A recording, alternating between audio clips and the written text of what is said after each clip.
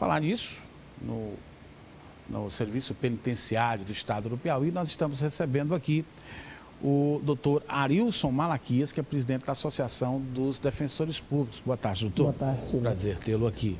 Doutor, tem muita discussão de que realmente há detentos lá que não tem julgamento, uma hora é o Judiciário, uma hora é o Ministério Público, outra hora é a Defesa. E boa parte desses detentos do Estado do Piauí pertencem a famílias sem condição, portanto, tem a sua defesa, a Defensoria Pública. E a Defensoria Pública também é cobrada nesse sentido, em dar agilidade aos processos para que nós possamos não ter essa superlotação. Com a palavra o senhor, boa tarde. Silas, a gente sempre tem dito, falado do chamado sistema de justiça. Como o nome está a dizer, é um sistema integrado por várias instituições, notadamente a advocacia privada, o Judiciário, o Ministério Público e a Defensoria Pública. Como um sistema, se houver falhas em qualquer um dessas instituições, quaisquer que seja, ela termina trazendo prejuízo para todo o funcionamento desse sistema.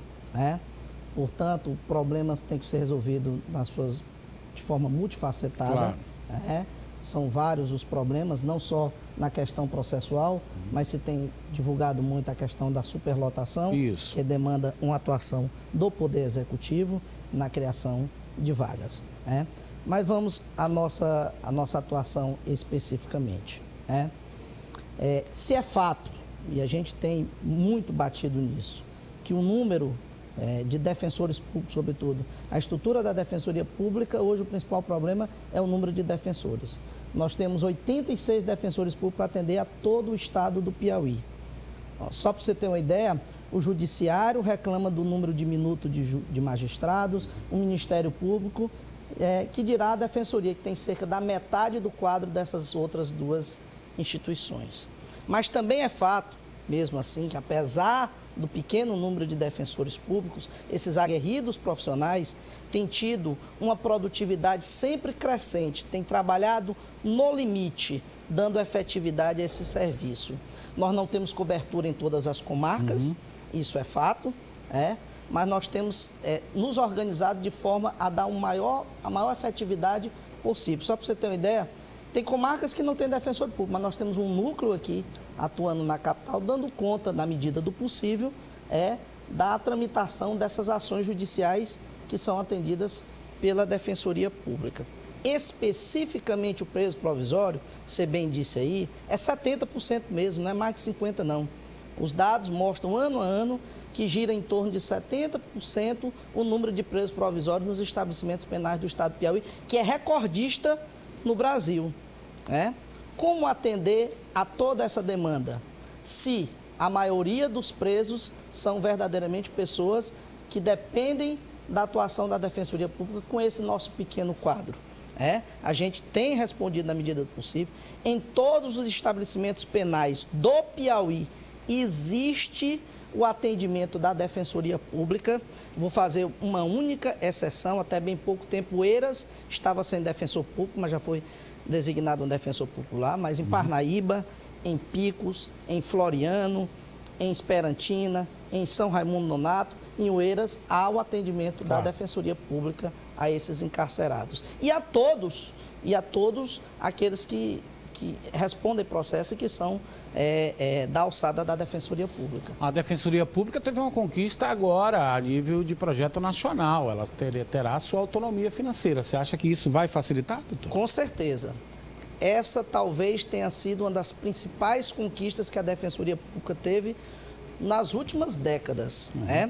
Já em 2004, a Constituição determinou que a Defensoria Pública fosse autônoma administrativa e financeiramente, mas precisava uma adequação da nossa lei de responsabilidade fiscal a essa autonomia. Não basta ter autonomia se você não tem condições de ter pelo menos uma perspectiva de orçamento para estruturar a instituição. E esse projeto, que era o PL 114 de 2011, foi aprovado agora por último na Câmara, por unanimidade no Senado e por unanimidade na Câmara, certamente que ao longo dos anos, porque isso não ocorre da noite para o dia, ao longo dos anos fará com que as defensorias públicas de todo o país melhor se estruturem. Essa é a nossa perspectiva. Estou recebendo reclamação aqui, doutor, que defensor público passa 3 dias apenas na sua cidade sede. Geralmente todos moram em Teresina. Não, isso não é verdade, Ciro, de maneira nenhuma. O que ocorre em algumas comarcas é que o defensor público, além de ser defensor público daquela comarca, ele presta assistência em outra comarca onde não há defensoria pública, onde não há defensor público lotado, ou porque esse defensor se ausentou por férias, licença. São vários os casos no Piauí que o defensor público tem que atender semanalmente outra cidade, outra comarca. Daí ele ter que se ausentar daquela comarca, né? E isso ocorre exatamente em razão desse nosso diminuto quadro. Repito, é pequeno o nosso quadro, mas nós nos organizamos de maneira que a gente tenha maior efetividade, maior possibilidade de atender ao maior número de assistidos, né? Então isso acontece no interior. Está comprovado com números que 80% dos presos da carceragem piauiense são provisórios. Os números oficiais falam em 70, 71, oscila isso. Pois não. Aliás, nem sempre é exato, porque esses números são fornecidos tanto pelas secretarias de justiça, como também, às vezes, são levantamentos do judiciário. Vários órgãos fazem esse levantamento, mas é mais de 70%. E imagina-se que um bom percentual desses presos provisórios sejam atendidos por vocês. Óbvio. Se a maioria da população é carente no nosso estado, evidentemente que a maioria dessas pessoas são do atendimento ou que demandam atendimento das defensorias públicas. O que a Defensoria Pública podia fazer para um paliativo? Porque eu sei, o próprio corregedor disse que nós temos que ter políticas públicas e não só esses paliativos. Mas no momento nós estamos necessitando de paliativos, senão esse barril de pólvora vai estourar, né? No âmbito interno, nós sempre temos iniciativa no sentido de melhorar esse atendimento, né? Nós nos organizamos, fazemos mutirões internos, fazemos através do núcleo, no chamado núcleo itinerante, além de participar do programa do Tribunal de Justiça, nós temos esse núcleo que é responsável por atender a essas demandas onde não existe defensor público, e todas as vezes que existe uma articulação no sentido de que hajam um atendimento através dos chamados mutirões carcerários, toda vez que a Defensoria Pública é chamada, ela participa efetivamente dessas iniciativas, né? Já se está anunciando aí a construção de mais um mutirão que, como você bem disse, é paliativo. A solução concreta e efetiva demanda a solução de vários problemas, não só no sistema de justiça, mas também por parte do Poder Executivo. Quando deste orçamento independente funcionando, a Defensoria também terá autonomia de concursar mais e de admitir mais. Com certeza. O senhor falou bem.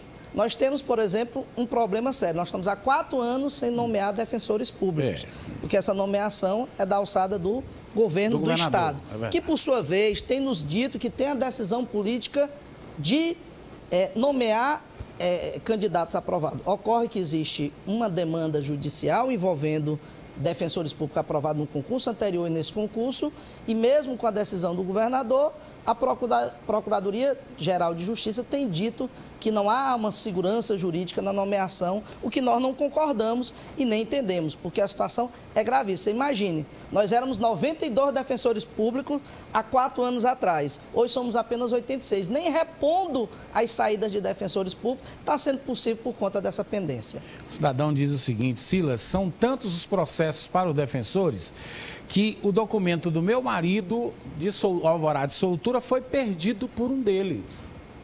Mas isso é um problema muito fácil de solucionar. O alvará ele pode ser reproduzido, ele pode ser remitido. Isso nós ainda temos defensores públicos, por exemplo, na lista de chamada?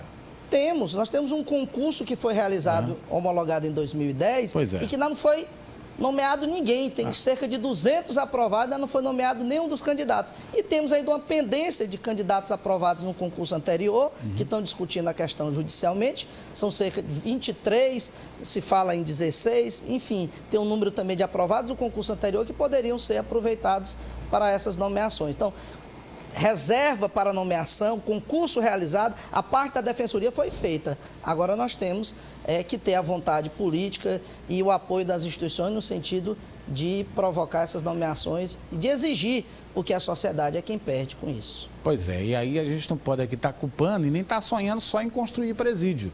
Só construir presídio não é a solução. Ela começa da educação e passa pela Defensoria, pela Justiça, pelo Ministério Público, por todos esses setores. É fato. Se fala muito que a pena ela tem uma tríplice função. A de penalizar, a de prevenir e a de ressocializar. Essa da ressocialização não funciona por questões estruturais. Eu sempre dou um exemplo.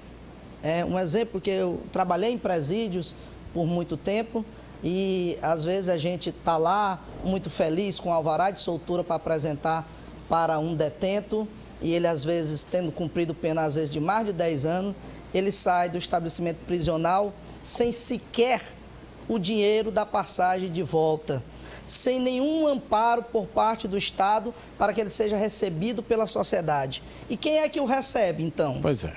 É o crime. O crime vai recebê-lo e daí os grandes índices de reincidência, e isso é um fenômeno que ocorre em todo o país.